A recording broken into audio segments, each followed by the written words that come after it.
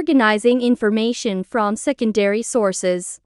One of the most useful secondary sources of information is the encyclopedia. An encyclopedia contains topics which have lasting interest for many people. It also includes a list of facts.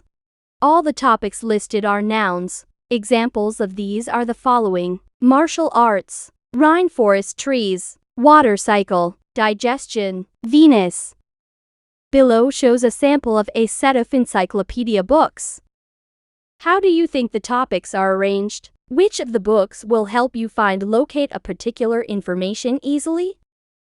An encyclopedia consists of volumes of books in which the topics are listed alphabetically. An index, usually provided in a separate volume, helps you locate information more easily. The volume indicates the number. Topics are listed alphabetically so that it can easily find in the volume.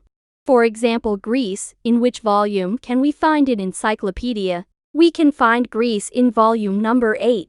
Let's practice. In which volume can you find the following topics? Refer to the illustration above. Write the volume number on your paper. 1. Diamond. 2. Israel. 3. Medicine. 4. Shells and shellfish. 5. The moon and its phases. Let's check. 1. Diamond. Answer: Volume 6. 2. Israel. Answer: Volume 11. 3. Medicine. Answer: Volume 13. 4. Shells and shellfish. Answer: Volume 17. 5. The moon and its phases. Answer: Volume 19. Thank you for watching.